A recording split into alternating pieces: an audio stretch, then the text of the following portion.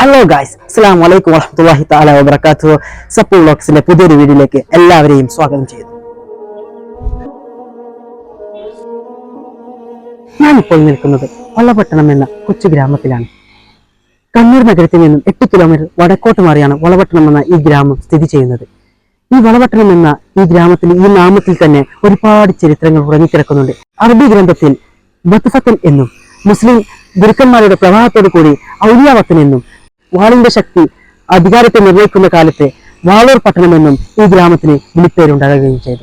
വളപട്ടണം പാലം വരുന്നതിന് മുമ്പ് വളരെയേറെ തിരക്കേറിയ ഒരു ടൗൺ തന്നെയായിരുന്നു ഈ വളപട്ടണം ടൗൺ എന്നുള്ളത്. പാലം വരലോടുകൂടെ കച്ചവടങ്ങൾ കുറയുകയും സ്വാഭാവികമായും കച്ചവടങ്ങൾ അടച്ചുപൂട്ടുകയുമായിരുന്നു ഉണ്ടായിരുന്നത്. എന്നാലും പുതുമയുടെ കോട്ടങ്ങളൊന്നും തട്ടാതെ പഴമയുടെ ഭംഗി ഇന്നും നിലനിർത്തി പോവുകയാണ് ഈ വളപട്ടണം ടൗൺ.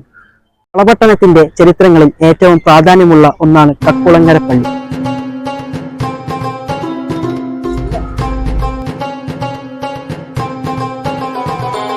കേരളത്തിലെ സാദാത്യങ്ങളുടെ ആദ്യത്തെ കണ്ണിയും ബുഹാരി കുടുംബത്തിലെ പ്രധാനിയുമായ സയ്യിദ് അഹമ്മദ് ജലാലുദ്ദീൻ ബുഹാരി റളിയല്ലാഹു ആണ് ഇവിടെ അന്ത്യവിശ്രമം കൊള്ളുന്നത്. സിദ്ദീഖ് റളിയല്ലാഹുവിന്റെ മൂന്നാമത്തെ മകനും താബിയുമായ മുഹമ്മദ് റളിയല്ലാഹു ആണ് ഹിജ്റ 110 ഈ പള്ളിയുടെ പണി കഴിപ്പിച്ചത്. വളപട്ടണത്തിന്റെ ചരിത്രത്തിൽ കക്കുളങ്കര പള്ളിയെ കുറിച്ച് പറയുമ്പോൾ കളരിവാദിക്കൽ ക്ഷേത്രത്തെക്കുറിച്ച് പറയാതിരിക്കാൻ വയ്യ. ചിറക്കൽ രാജവംശം എന്നറിയപ്പെടുന്ന കോലോത്തരി രാജവംശത്തിന്റെ ഉപദേവതയായിട്ടാണ് ഇന്നിവർ ഇവിടെ ഈ ദേവിയെ ആരാധിക്കുന്നത്. വളപട്ടണം റെയിൽവേ പാലം മുൻകാലങ്ങളിൽ തീവണ്ടിക്കും മറ്റു വാഹനങ്ങൾക്കും യാത്രാമാർഗത്തിന് വേണ്ടി ഉപയോഗിച്ച പാലമാണ്. ഇത് കേൾക്കുമ്പോൾ നിങ്ങൾക്ക് അത്ഭുതമായി തോന്നുമെങ്കിലും ഇതാണ് യാഥാർത്ഥ്യം. ഇത് ഒരു വൺ വേ പാലമായിരുന്നു. പിന്നീട് സൗകര്യാർത്ഥം പുതിയൊരു പാലം വരികയുണ്ടായി. കേരളത്തിൽ ഏറ്റവും കൂടുതൽ കണ്ടൽക്കാടുകൾ കണ്ടുവരുന്നത് നമ്മുടെ കണ്ണൂർ ജില്ലയിലാണ്. അതിന് വലിയൊരു ശതമാനവും നമ്മൾ ഈ കാണുന്ന വളപട്ടണം പുഴയുടെ തീരത്താണ്. കേരളത്തിലെ ആദ്യത്തെ കണ്ടൽ പാർക്ക് വന്നത് ഈ വളപട്ടണത്താണ്. ചില പ്രശ്നങ്ങൾ ചൂണ്ടിക്കാട്ടിക്കൊണ്ട് പിന്നീട് ഈ പാർക്ക് അടച്ചുപൂട്ടുകയാണ് ഉണ്ടായിരുന്നത്. ഇന്ത്യൻ ഫ്ലൈവുഡിനെ കുറിച്ച് അറിയാത്ത മലയാളികൾ ഉണ്ടാവില്ല. മാത്രമല്ല, വളപട്ടണത്തിന്റെ ചരിത്രത്തിൽ വലിയൊരു പങ്ക് ഈ കമ്പനി വഹിക്കുന്നുണ്ട്. ഈ കമ്പനിയുടെ വിശേഷങ്ങൾ നമുക്ക് മറ്റൊരാളുമായി ചോദിച്ചറിയാം. ഈ ഒരു ഫാക്ടറിയുടെ ചരിത്രം നോക്കുകയാണെങ്കിൽ ഇത് ഏകദേശം 1945 നിലവിൽ വന്നത്.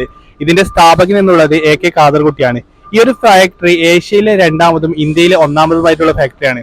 ഇതിന് റിസർവ് ബാങ്കുമായിട്ട് ഒരു അഭേദ്യമായ ബന്ധമുണ്ട്. കാരണം ദക്ഷിണേന്ത്യയിൽ തന്നെയുള്ള കീറിയതും പഴകിയതുമായ ഒക്കെ നോട്ടുകളും ഇവിടെയാണ് കൊണ്ടുവന്നത്.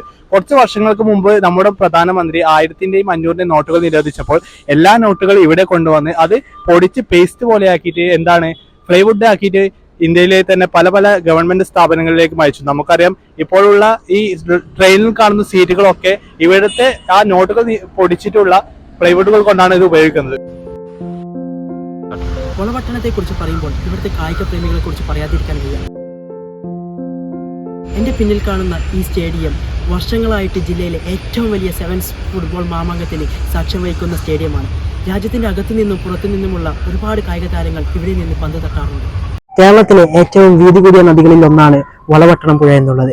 അതുപോലെ തന്നെ കണ്ണൂർ ജില്ലയിൽ കൂടി ഒഴുകുന്ന 7 നദികളിൽ ഏറ്റവും നീളമേറിയതും ഈ പുഴ തന്നെയാണ്. അതുപോലെ തന്നെ കേരളത്തിലെ വെള്ളത്തിന്റെ അളവ് വെച്ച് നോക്കുമ്പോഴാണെങ്കിൽ കേരളത്തിലെ 4ാമത്തെ വലിയ നദി എന്ന പ്രത്യേകത കൂടി ഈ പുഴക്കുണ്ട്. കിങ്ങിണിപ്പുഴ എന്ന പ്രാദേശികമായി ഈ പുഴയെ വിളിക്കാറുണ്ട്. ഇന്നത്തെ യാത്ര നമുക്ക് ഇവിടെ അവസാനിപ്പിക്കാം. പുതിയൊരു വീഡിയോയുമായി കാണുന്നതുവരെ അസ്സലാമു അലൈക്കും വറഹ്മത്തുള്ളാഹി വബറകാതുഹു.